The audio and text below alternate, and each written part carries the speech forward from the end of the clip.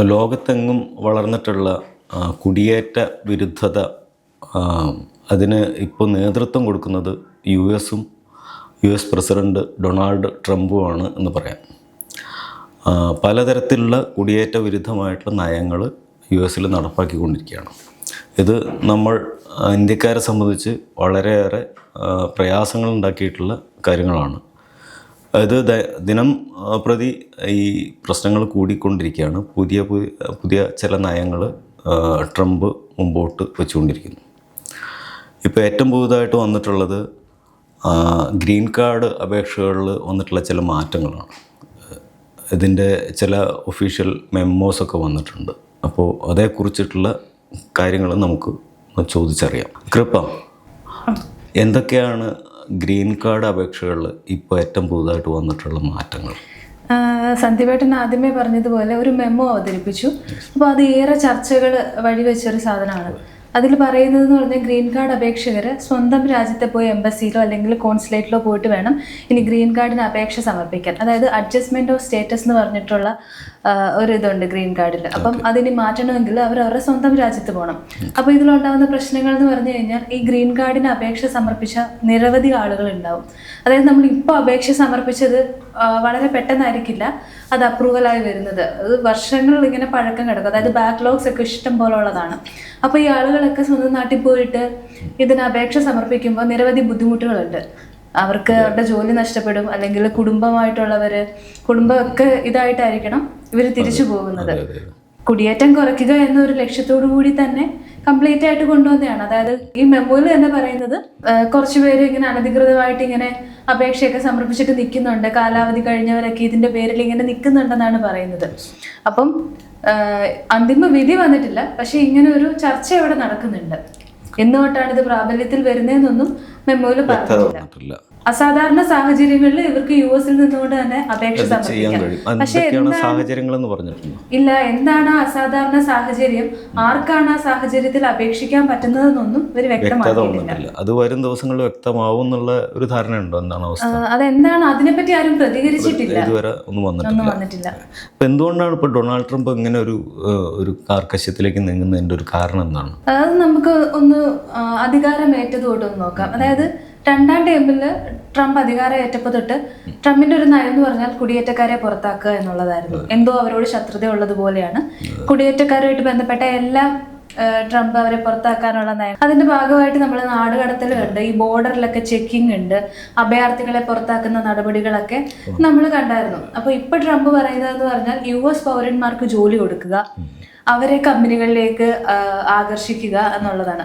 അപ്പോൾ H1B വിസയിലാണ് ഏറ്റവും കൂടുതൽ ആളുകൾ ജോലി ചെയ്യുന്നത്, അതായത് വിദേശികൾ ഏറ്റവും കൂടുതൽ ജോലി ചെയ്യുന്നത്. അപ്പം ഇപ്പൊ വിദേശികളെ, അതായത് ഒരു കമ്പനി, ഇപ്പൊ ഞാനൊരു കമ്പനി നടത്തുകയാണെങ്കിൽ, സന്ദീപേട്ടൻ ഒരു കമ്പനി നടത്തുകയാണെങ്കിൽ, ഞാനൊരു വിദേശിയെ അവിടെ നിയമിക്കണമെങ്കിൽ ഞാൻ $1 ലക്ഷം അവിടെ കൊടുക്കണം. കെട്ടിവെച്ചിട്ട് മാത്രമേ എനിക്ക് ഒരാളെ നിയമിക്കാൻ പറ്റൂ.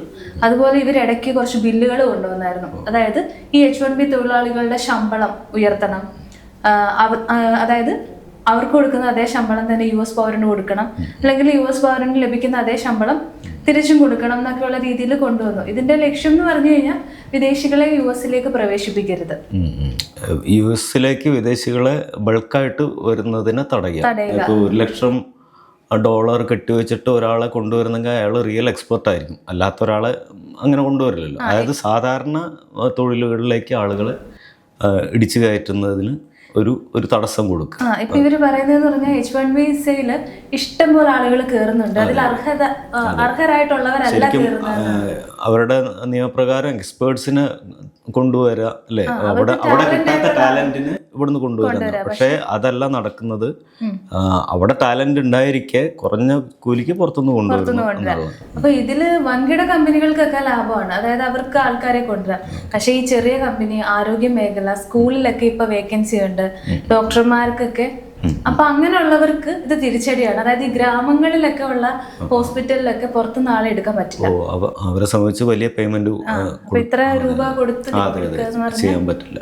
അപ്പൊ ഇതിപ്പോ ഈ H1B വിസ തൊട്ടിട്ട് നമുക്ക് അറിയുന്നതാണ് ഏറ്റവും കൂടുതൽ യൂസ് ചെയ്യുന്ന രാജ്യങ്ങളൊന്നും ഇന്ത്യയാണ്. അതെ, 70% ആളുകളാണ് ഇന്ത്യ എന്നാണ്. അപ്പോൾ ഇത് എങ്ങനെയാണ് ഈ നയങ്ങൾ ഇപ്പൊ പുതിയ എന്താ പറയാ ഈ ഗ്രീൻ കാർഡ് അപേക്ഷകളുടെ പ്രശ്നമൊക്കെ എങ്ങനെയാണ് ഇന്ത്യക്കാരെ ബാധിക്കുക തരത്തിലാണ്? ഞാൻ പറഞ്ഞല്ലോ 70% ആളുകൾ ജോലി ചെയ്യുന്നുണ്ട്. അപ്പം ഇത് കൊടുക്കുന്നില്ല എന്ന് പറഞ്ഞു കഴിഞ്ഞാൽ ഇന്ത്യക്കാരെല്ലാം തിരിച്ചു പോരേണ്ടി വരും. അല്ലെങ്കിൽ ഇപ്പൊ അവിടെ നടക്കുന്നതെന്ന് പറഞ്ഞാൽ പല ആളുകളും കാനഡ, UK പോലുള്ള രാജ്യങ്ങളിലേക്ക് മൈഗ്രേറ്റ് ചെയ്യാൻ ആഗ്രഹിക്കുന്നുണ്ട്, ഫാമിലി ഉൾപ്പെടെ. പിന്നെ അതുപോലെ പലരും ജോലി ഇല്ലാതിരിക്കുന്നുണ്ട്. ഇപ്പൊ പിരിച്ചുവിടലുകളൊക്കെ ഇഷ്ടം പോലെ നടക്കുന്നുണ്ട്. അപ്പം ഇനിയും ഈ ഒരു ഫീസൊക്കെ പ്രാബല്യത്തിൽ കൊണ്ടുവന്ന് ഇങ്ങനെ ബില്ലൊക്കെ അവതരിപ്പിച്ചു കഴിഞ്ഞാൽ പല കമ്പനികളും ഈ വിദേശികളെ അല്ലെങ്കിൽ ഇന്ത്യക്കാരെ എടുക്കുന്നത് മടിക്കും. അപ്പൊ ഇവിടുന്ന് ഇപ്പൊ നമ്മൾ പോവാന്ന് പറഞ്ഞു കഴിഞ്ഞാൽ ലോണൊക്കെ എടുത്തിട്ടായിരിക്കും പോകുന്നത്. അപ്പം ഇന്നലെ ഒരു വാർത്ത ഇങ്ങനെ കണ്ടു. അതായത് 80 ലക്ഷം രൂപയ്ക്ക് മുകളിൽ ഇന്ത്യൻ പണം കൊടുത്തിട്ടും ആളുകൾക്ക് US പോകാൻ റെഡിയാണ്. അവർക്ക് വിസ വേണം. പക്ഷെ ഈ വിസ നിരസിച്ചു കഴിഞ്ഞാൽ ഇവർക്ക് ആ കാശ് കിട്ടത്തുമില്ല. അപ്പം ഇത്രയും പൈസ കൊടുത്ത് അവിടെ നിൽക്കുന്ന ആൾക്കാരോട് നിങ്ങൾ നാട്ടിൽ പൊക്കോളൂ എന്ന് പറഞ്ഞു കഴിഞ്ഞാൽ പിന്നെ അവരുടെ മുന്നിൽ മറ്റു ഓപ്ഷൻ ഉണ്ടാവില്ല. ഈ ബർത്ത് റൈറ്റ് സിറ്റിസൺഷിപ്പ് ഉണ്ടല്ലോ, അത് ഏത് തരത്തിലാണ് ഈ ഗ്രീൻ കാർഡിനെ ബാധിക്കുമോ എന്നുള്ളതല്ല. അതായത് പണ്ട് US ഉണ്ടായിരുന്ന ഒരു നിയമമുണ്ട്. അഭയാർത്ഥികളായിട്ട് വരുന്ന ആരുടെ കുട്ടിയും, അതായത് ഏതൊരു വ്യക്തിയും US ജനിക്കുന്ന ആൾക്കാർക്ക് പൗരത്വം നൽകുക എന്നുള്ളത് ജന്മാവകാശ പൗരത്വം എന്ന് പറയും. അപ്പം അത് പൂർണ്ണമായിട്ടും നീക്കാനുള്ള നടപടികളാണ് ട്രംപിന്റെ ഭാഗത്ത് നിന്ന് വരുന്നത്. അപ്പൊ അങ്ങനെ വരുന്ന ആളുകളെയും രാജ്യത്ത് നിന്ന് ഒഴിവാക്കുക, കുടിയേറ്റം കംപ്ലീറ്റ് ആയിട്ട് നിർത്തുക. അപ്പോൾ ഇതിലിപ്പോൾ നിലവിൽ US ആളുകൾ അവര് എത്രത്തോളം സുരക്ഷിതരാണ്? ഇപ്പൊ ഇവിടുന്ന് പോയിട്ട് അവിടെ നിൽക്കുന്നവർ എത്രത്തോളം സുരക്ഷിതരാണ്? അത് നമ്മൾ അന്താരാഷ്ട്ര മാധ്യമങ്ങളുടെയൊക്കെ റിപ്പോർട്ട് എടുത്തു കഴിഞ്ഞാൽ അവരിൽ പലരും ആശങ്കയോടെയാണ് കഴിയുന്നത്. പലരും വീടുകളിൽ നിന്ന് പുറത്തിറങ്ങുന്നില്ല. അത് നമ്മളിപ്പോൾ വിചാരിക്കും ഈ നാടുകടത്തിലൊക്കെ അവസാനിച്ചു, ചെക്കിംഗ് ഒന്നും നടക്കുന്നില്ല എന്ന്. പക്ഷെ ഇപ്പോഴും അവിടെ ചെക്കിംഗ് നടക്കുന്നുണ്ട്.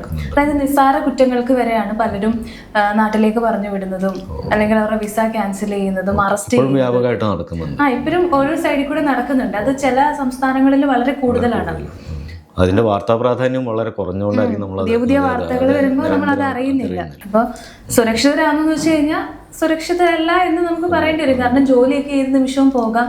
ഇവരാണെങ്കിൽ വിദേശികളെ പുറത്താക്കുക എന്ന ലക്ഷ്യം വിട്ട് തന്നെ റിപ്പബ്ലിക്കൻ അംഗങ്ങളായിട്ടുള്ളവർ ഓരോ പുതിയ ബില്ലുകൾ അവതരിപ്പിക്കുന്നുണ്ട്. അപ്പം ജോലിയും അങ്ങനെ പ്രതിസന്ധികൾ വരുന്നുണ്ട്.